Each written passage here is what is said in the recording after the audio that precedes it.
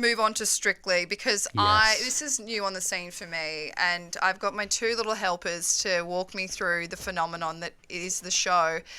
And you've been writing about this, Rod. So can you please break down for the listeners and for me what the drama is behind what you've been writing about today about one of the judges? Well, the main thing is that Craig Revel Horwood has apparently stopped being the nasty judge on Strictly. And what this actually means is that obviously he got a reputation for saying all these awful things. You know, he compared... Like a Simon Cowell. Exactly. Yeah. But I think him and Simon Cowell sort of started doing the nasty judge thing at the same time. And Simon Cowell did actually sort of mellow out a little bit, but he stayed quite nasty for a long time. But this year, people did start noticing that he was starting to be a bit nicer. But the thing is, he's confirmed he's done it deliberately because he thinks that he might be cancelled, and he thinks that if he's too negative, he'll be seen as being a bully. But the trouble is that lots and lots of people tune into Strictly for that reason. Yeah, not because you just can't have that reason. every single person being nice. Of course not. And also the things he says are really funny. Like he said Jeremy Vine danced like a stork that had been struck by lightning. You know, there's all these funny comments he makes, and it's just priceless. And it's not like any of the people who are on the receiving end of these comments have to go into like therapy afterwards or anything. You know, they have a great time on Strictly, but it's just all these killjoys that want life to be so sterile and politically correct, and you just think, leave something for us to enjoy, for God's sake. You know what I mean? has he backed down on it? Has he said, I'm not gonna... No, he said he's had to.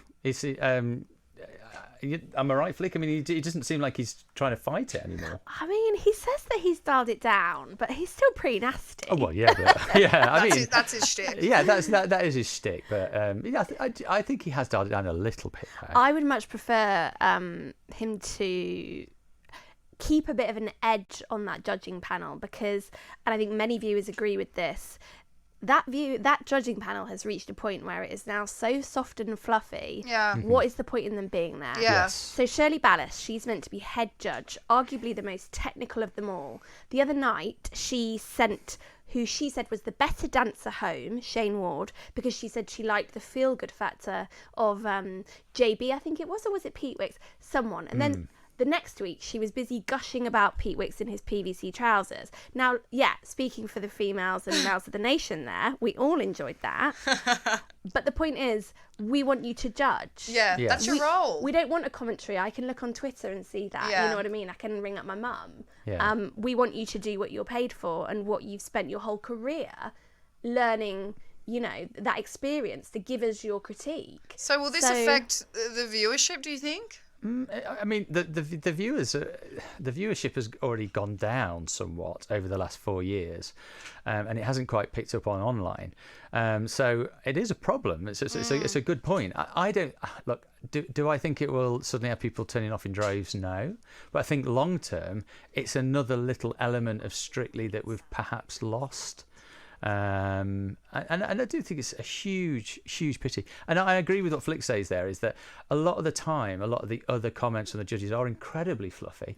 And you sit there at home and, you know, when these celebrities dances and you sit there and you go, God, they were rubbish. And you just want Shirley or Anton to say, you sucked, mate. Yeah, call it out. Call a spade a spade. And he does, to be fair. Sometimes he will just say, well, that was a bit rubbish. You know, and that's what you want. And then, so you have one person telling the truth and three others sugarcoating. You know, it's just, what are they there for? Well, this is a public service announcement to, you know, come on, Strictly, you got to let's get back to the basics here. Let's not fix what's not broken. Yeah. But it's an interesting point, isn't it? Is that we don't want Strictly to change this, but I suspect that it probably is Craig that's decided to change this because of the way society is.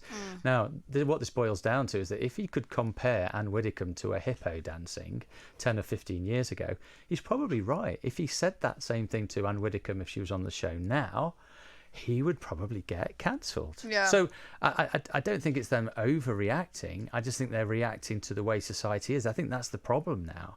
But I find it weird that he's only done it now, because I know he says I'm you know, scared to get cancelled, but the cancel culture has been running riot for the last 10 years. Well, it's because of Strictly's Summer of Scandal. Oh.